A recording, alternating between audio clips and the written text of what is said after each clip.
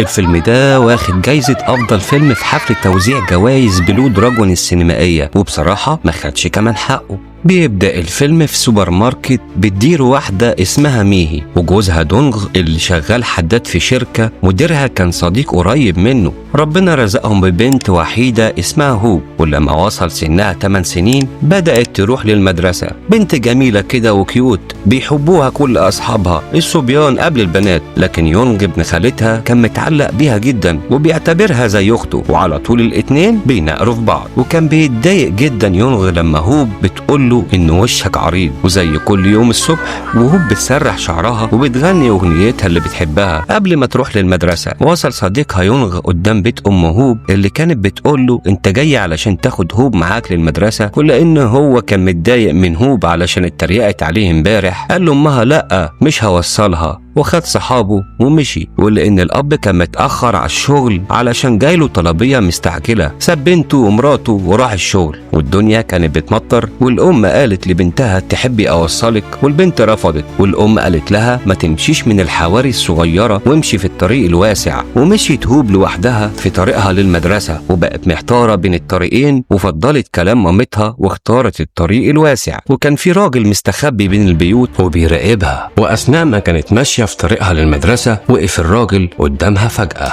وقال لها الدنيا بتمطر، وطلب منها إنها تشاركه شمسيتها علشان مش متحمل المطر. وافقت ليه تشاركوا الشمسية. والأب وقتها كان مشغول في تسليم الطلبية، والأم كانت بتروق وتنظف شقتها. بنشوف منظر من أبشع المناظر اللي ممكن يتخيلها أب أو أم أو أي إنسان في الدنيا. اعتدى الراجل المتوحش على الطفلة هوب بوحشية، وفي عز ما كانت الطفلة غرقانة في دمها حاولت تتملك بقية قوتها وتمسك التليفون وتتصل بأهلها، لكن ما كانش فيها قوة حتى تمسك التليفون. والأم جالها خبر بنتها، وعربية الإسعاف خدت البنت وهي نص ميتة. والشرطة اتصلت بالأب وبلغته إن بنته حصل لها جروح خطيرة واتنقلت للمستشفى، وطلبوا منه يوصل لهم بسرعة لأن البنت ممكن تموت في أي لحظة.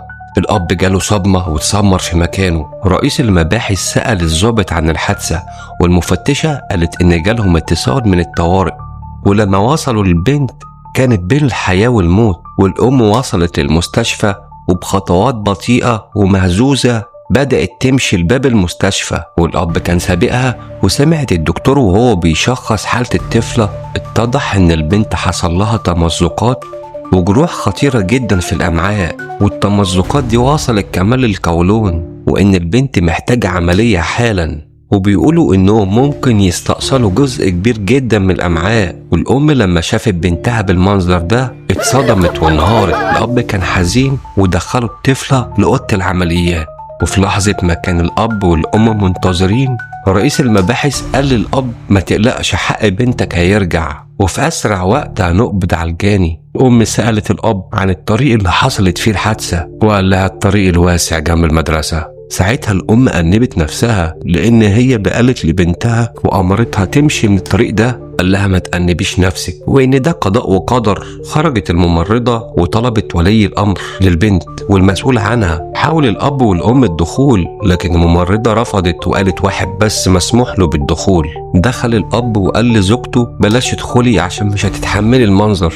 ولما لبس ملابس التعقيم الدكتور قال له على أسوأ خبر ممكن أب يسمعه في حياته. قال له إن بسبب اللي حصل للبنت ما عندهمش حل غير إنهم يشيلوا الأمعاء الغليظة وفتحة الشرج. والدكتور قال له لازم تقرر بسرعة لأن لو ما حصلش ده البنت هتموت. وحاول الدكتور يهون عليه وقال له إن هو يعمل لها فتحة شرج صناعية وأمعاء خارجية وإنها هتعيش كده بقية حياتها. وما كانش الأب عنده خيارات، ووافق وقال للدكتور انقذوا بنتي. وبعد ما خرج خد مراته في حضنه وسألته إذا كانت بنتهم بخير ولا لأ، وما قدرش يحكي لها اللي حصل جوه. وبعد العملية شافت الأم بنتها بالحالة الصعبة دي وفضلت تعيط، والأب كمان كان بيبكي بس هو حاول يمسك أعصابه. وابتدت تفوق البنت وقالت لأبوها انت جيت؟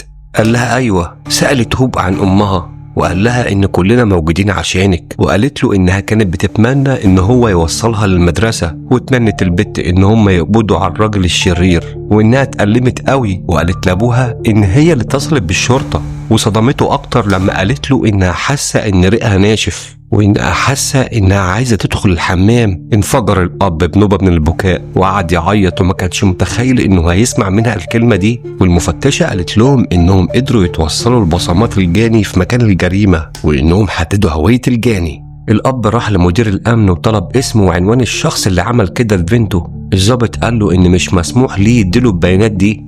الأب قال له انت عندكم بصمات ليه وعارفينه ليه مش بتقبضوا عليه؟ الضابط قال له البصمات مش أدلة كافية علشان نوجه ليه التهمة، وإنه ما يقدرش يعتقله من غير إذن النيابة. الضابط التاني قال له البصمات مش أدلة كافية، وإنه ممكن يكون متواجد في مسرح الجريمة ولكن مش هو الفاعل، وإنهم محتاجين أدلة أشد من كده. والأب قال له إيه الأدلة اللي لازماكم؟ الضابط قال له كاميرا مراقبة أو حمض نووي، والكلام ده ما كانش موجود في مكان الحادثة. مدير الأمن قال للأب لو بنتك شافت الجاني وتعرفت عليه هتكون أدلة كافية. الأب قال للأم على اللي حصل، لكن الأم قالت استحالة حالة البنت تسمح باستجوابها في الوقت ده، لكن الأب أكد إن لازم نستجوبها.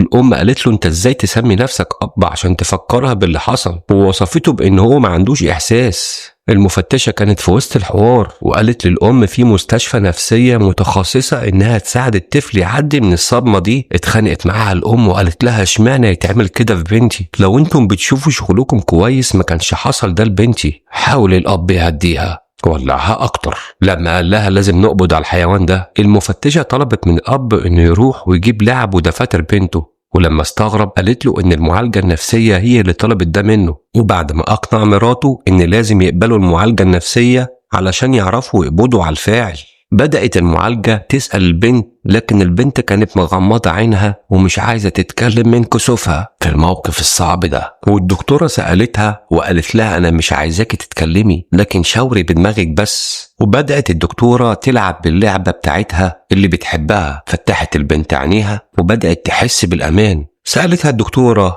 وقالت لها فاكرة اليوم اللي انت خرجتي فيه والدنيا كانت بتمطر وقابلت فيه الراجل الشرير وكان هيموتك؟ البنت شاورت بدماغها. قالت لها ممكن تكلميني عن الراجل ده؟ وبدأ الضابط يقلب في صور المشبوهين صورة ورا صورة، ولما وصل لصورة المغتصب شاورت البنت عليه واتأثرت وغمضت عينيها. والدكتورة سألتها ايه سبب تأكيدها ان هو الجاني؟ البنت قالت لها بقه وعينيه ووشه هو ده الفاعل. والدكتورة للتأكيد والاحتياط جابت لها الصور كلها جنب بعضها، وبرضه قدرت البنت تتعرف على الشخص ده. الدكتورة بعد كده قالت للأب والأم ان ممكن بنتهم تقعد فترة ما تتكلمش، وممكن كمان تقوم من النوم بتصرخ، وانها تاخد فترة علشان تتعافى جسديا وعاطفيا. وادت له ورقة فيها تليفونها وعنوانها، وقالت له ان الأسرة كلها هتحتاج كمان للدعم والعلاج. والشرطة عملت كمين للراجل الخنزير وقبضت عليه وتحول للتحقيق. ولما جه تليفون للأب بالقبض على الفاعل جري الأب وحاول يدخل، لكن الشرطة منعته من الدخول. ولما الصحافة عرفت انه الأب بدأت الأضواء كلها عليه. كان كل هم الأب يشوف وش الحيوان ده اللي عمل كده في بنته علشان ينتقم منه، لكن ما قدرش لأنهم منعوه من الدخول. وانتشر الخبر في التلفزيون والفضيحة انتشرت، وده كان مزعل خالة البنت اللي كانوا رافضين اسمها يظهر على الملأ كده. ولما الأب عرف ان التفاصيل القضية ظهرت في التلفزيون جري عشان يخلي بنته في أوضة بعيد عن الناس. وهو بيحاول ينقل بنته الصحافة جريت وراه وحاولت تسأله، هرب منهم. والأم قعدت تصرخ وقالت لهم بالله عليكم بلاش فضايح، وبقت بتحاول تمنعهم علشان ما يجروش ورا بنتها وجوزها. ولما الأب وصل الأوضة وبدأ ينزل بنته على السرير، اتفاجئ ان بنته بتقول له أصعب كلمة ممكن إنسان يسمعها. هوب قالت لأبوها هو أنا كده غلطانة يا بابا عشان عملت خير؟ الراجل كان مبلول والمطرة كانت مغرقاه وطلب مني يشاركني الشمسية، وانا وافقت عشان ما ياخدش برد، وانا غلطانة ان عملت خير في حد. نزل كلام البنت على الأب زي الصعقة وقال لها لا طبعا يا حبيبتي. واتفاجئ الأب بكيس الفضلات انفجر أثناء نقل البنت، وبدأت البنت تخش بغيبوبة. وابتدى الأب ينظف السرير، والأم جريت تطلب المساعدة من أي دكتور، وأثناء جريها وقعت وغمى عليها. والأب وهو بيحاول ينظف البنت بقت بتصرخ، والأب بيقول لها ما تخافيش. والبنت كانت مصدومة بسبب اللي حصل لها وبتطلب من أبوها إنه يتوقف، وقعدت تصرخ والأب وقف اتسمر مكانه. بصراحة كانت لحظة صعبة جدا. دخلت الممرضة تساعد البنت وقالت للأب مراتك مغمى عليها بره. وبنكتشف بعد كده إن الأم كانت حامل، لكن بسبب اللي حصل لبنتهم نسيت نفسها ونسيت تقوله. قال لها حامل في الشهر الخامس ونسيتي تقوليلي ولا انت كنت ناوية تعملي عملية اجهاض؟ قالت له الطفل بخير، وهو كمان قعد يعيط. ولما دخل الاب عشان يطمن على بنته شاف منظر عجيب، شاف بنته مغطية وشها ومكسوفة توري وشها لابوها. قال لها أنا عارف إن الأمر صعب عليكي، لكن أمك مريضة وما تقدرش تزورك كتير. أنت مش كنت عايزة أخ أو أخت؟ أمك حامل وقريب حلمك هيتحقق. وقال لها أنت مش حاسة بالحر تحت الغطا؟ وسألها أنت محروجة؟ وبقت تجاوب بالصح بهز دماغها من غير كلام. وبقى يعيط ويقول لها أنا أبوكي، إزاي مكسوفة مني؟ وقال لها أنا هخرج علشان ما تتحرجيش وتشيل الغطا من عليكي. الممرضة قالت له ده الكارت بتاع المعالجة النفسية، طلبت مني إني أديهولك. وشاف في إيديها بالونة لعبة اللي بنته بتحبها، وحاول يربطها على دماغه ويداري وشه علشان بنته ما تتحركش منه. والجلسة اتحددت يوم التلات الساعة 11 الصبح. ولما جه يدفع فلوس المستشفى ما كانتش الفلوس مكفية. اتصل بالمدير بتاعه وطلب منه يسلفه فلوس، وما ترددش صاحبه يقف معاه. وفي أول جلسة وكيل النيابة أقر بأفعال المتهم بأنه استدرج الطفلة بالقوة واعتدى عليها وتسبب لها بجروح خطيرة وأفقدها أعز ما تملك. لكن المتهم رد بأنه مش فاكر أي حاجة، وأنه كان راجع من الشغل للبيت في الفجر وشرب خمرة كتير ونام. وسأله كمان عن تفسير بقعة الدم اللي كانت على هدومه، وقال إن هدومه اتسرقت منه قبل الحادثة بأيام، وقبل ما يقبضوا عليه لقاها قدام بيته. سلمت النيابة فيديو الضحية وهي بتتعرف على الجاني، واتأجلت القضية لحين استدعاء ما يثبت صحة كلامه. ومدير دونغ الأب قلع الجزمة واتعصب عليه ورماها على الجاني وقال له الحيوان أحسن منك، وفضل يشتم فيه ويقول له عمل لي نفسك مش فاكر. والأم اتصلت بالمعالجة اللي ابتدت العلاج للبنت فعلا، ولبست الأم وصاحبتها والممرضات ملابس الشخصيات اللي بنتها بتحبها، وبدأوا يعملوا عرض تشتيت علشان يطلعوا البنت من الحالة النفسية الصعبة اللي مرت بيها. وبدأوا يغنوا ويرقصوا وشغلوا كمان الأغنية اللي بتحبها. ومن كتر الحر كانوا بيخرجوا واحدة واحدة منهم علشان يشربوا مية ويدخلوا يكملوا العرض في جو حر جدا. وسألت الأم الزوج عن نتيجة المحاكمة وقال لها اتأجلت شهر.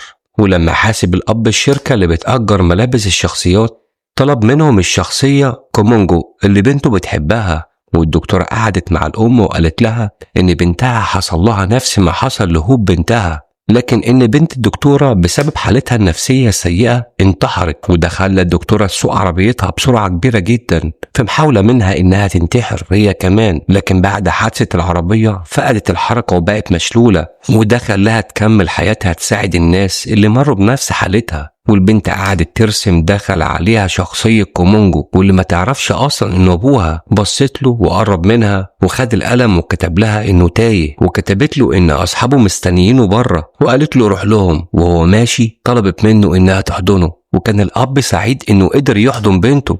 والأم دخلت تطمن على البنت، والأب كان مستخبي وبيشاور لبنته. ضحكت وعملت نفسها نايمة، والبنت بدأت تاكل وتسترد صحتها. وفي جلسة الدعم النفسي هوب ما كانتش بتتكلم وبتشاور بس للدكتورة. وفي لحظة ما الدكتورة سألتها فضل كام يوم على أجازة نص السنة وإمتى هيروحوا للمدرسة، وقالت لها هوب أيام. وبدأت تتكلم وتقول أنا نفسي أروح المدرسة لكن مكسوفة من اللي حصل، وعارفة إن كل أصحابي عارفين الموضوع. وقالت إنها هتقول لهم سبب غيابها إنها كانت في رحلة ولازم عذرها يكون مقبول ومقنع عشان ما تتنشرش الإشاعات. وقالت هوب أشد كلمتين ممكن حد يتخيلهم. قالت إن الناس كلها بتعاتبني إني عملت خير لراجل في سن والدي، وكانوا عايزيني أسيبه مبلول غرقان في المطر وأسيبه وأمشي. وقالت كل يوم بنام بتمنى أصحى إن كل اللي مريت بيه كان حلم أو كابوس وهصحى منه والأمور ترجع لطبيعتها، بس لما بصحى بلاقي نفسي في نفس الكابوس والأمور ما بترجعش أبدا لطبيعتها وبرجع لنفس الكابوس. وقالت أنا ليه اتولدت؟ وبدأت البلد كلها تلم تبرعات لهوب لأن الأب والأم ما كانش عندهم فلوس يدفعوا بقية حق المستشفى. وفي لحظة خروج هوب من المستشفى الأب حط حاجز من القماش علشان بنته ما تتحركش منه. ولما قربوا من البيت وعدوا على المكان اللي حصلت فيه الحادثة البنت جالها حالة غثيان وحصل لها صدمة من جديد.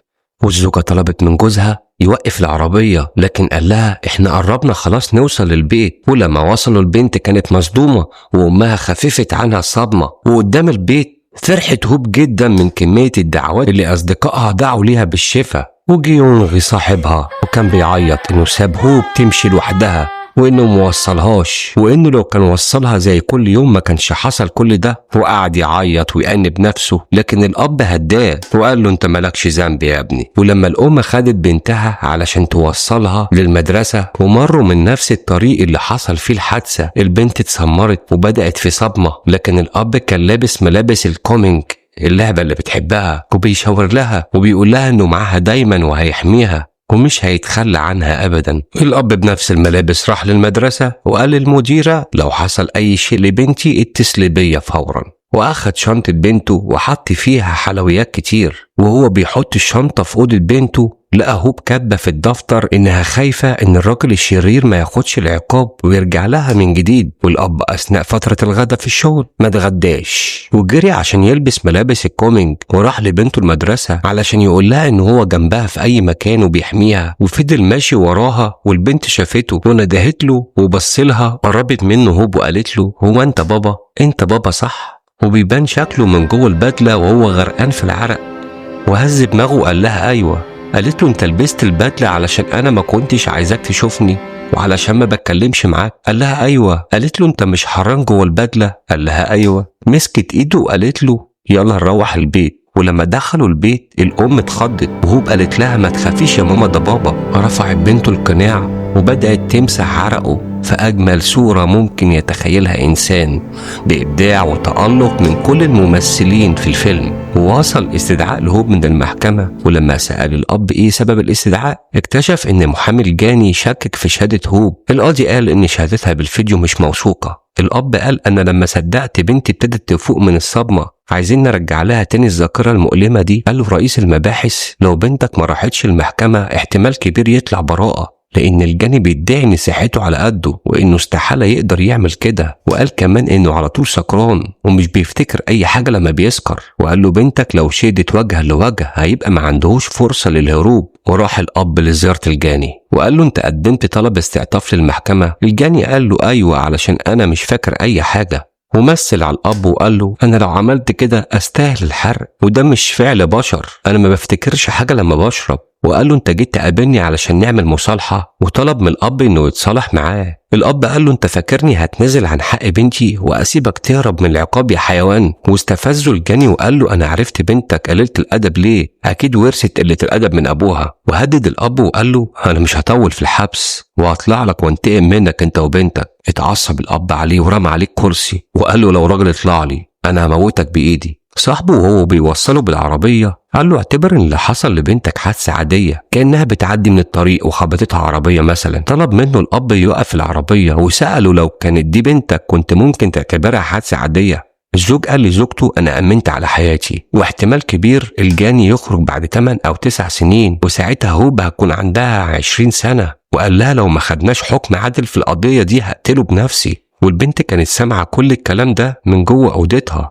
وفي الجلسة التانية هوب راحت تشهد ضد المغتصب في المحكمة، ووكيل النيابة سألها عن الفيديو اللي اتصورته وبتتعرف فيه على المتهم، وجاوبته بصحة الكلام. وسألها وقال لها انت عارفة احنا جايبينك النهاردة ليه؟ وجاوبته وقالت له علشان معاقبة الراجل الشرير. قال لها ممكن تساعديني النهاردة وتتعرفي على الراجل ده من تاني؟ قال لها ارفعي ايدك اول ما تظهر صورته. وفضل يقلب في الصور، ولما جت صورة الجاني رفعت ايديها وشاورت عليه. وسألها وقال لها هو ده الراجل؟ وشاورت له ايوه بدماغها. ومحامي المتهم سأل هوب على انها شمت منه ريحة كحول او ريحة خمرة من بق، وكان واضح من السؤال انه كان عايز يخرج الجاني من القضية لانه ما كانش واعي من اللي بيعمله وكان تحت تأثير المخدر. وهوب اكدت بانه كان سكران وقت الجريمة. وبعد دخول المغتصب وبسؤاله عن الجريمة أكد لهم إنه مش فاكر أي حاجة ومش متأكد إنه كان عمل كده ولا لأ، وبيقول لهم إنه بريء واستحالة يعمل كده لأنه بيحب الأطفال واستحالة يأذيهم. وأقرت المحكمة بكل التهم اللي قدمت ضده، خنق واغتصاب الطفلة وتسبب ليها بجروح خطيرة وعاهة مستديمة هتستمر معاها بقية حياتها. ولكن لأنه كان سكران وما كانش في وعيه وما كانش عقله حاضر، حكمت المحكمة عليه ب 12 سنة بس. وده خلى في قلق وتوتر لكل الموجودين في قاعة المحكمة. والأب بقى بقى بيغلي من الحكم الغير عادل. صرخت الأم في القاضي وقالت له بنتي كانت بتموت، أنا هنا وأبوها هنا، والمغتصب اتعرفت عليه بنتي والأدلة كلها ضده، وأنت تحكم عليه ب 12 سنة بس. والأم بقت بتصرخ والأب بدأ يبكي، والبنت بصت على أبوها وشافته بيسحب حديدة ولسه هيضرب المغتصب. مسكته بنته من رجله وقالت له بلاش يا بابا بلاش، يلا نروح، بلاش يا بابا أنا بحبك، بلاش تموته. والمحكمة كلها انفجرت بالعياط، وحضن الأب بنته وقال لها هنروح يا حبيبة البيت، وشالها ومشي بيها في قاعة المحكمة في منظر يقطع القلب. وبعد فترة أم هوب ولدت مولودها الجديد، وهوب فرحت بيه جدا وعملت له طيارة ولعبت معاه، وقالت لأخوها لما تكبر هتكون حماية ليا وسند، ومش هخاف تاني من الراجل الشرير لما يخرج من السجن. وبكده يكون انتهى فيلمنا. ولازم تعرف ان الفيلم مبني على قصة حقيقية ومستوحي من قضية اعتداء جنسي فظيعة هزت كوريا الجنوبية عام 2008. وبتمنى من قلبي كل معتدي يكون مصيره الإعدام، وربنا يحفظ بناتنا وولادنا، اللهم امين. واشوفكم بخير في الفيلم الجاي.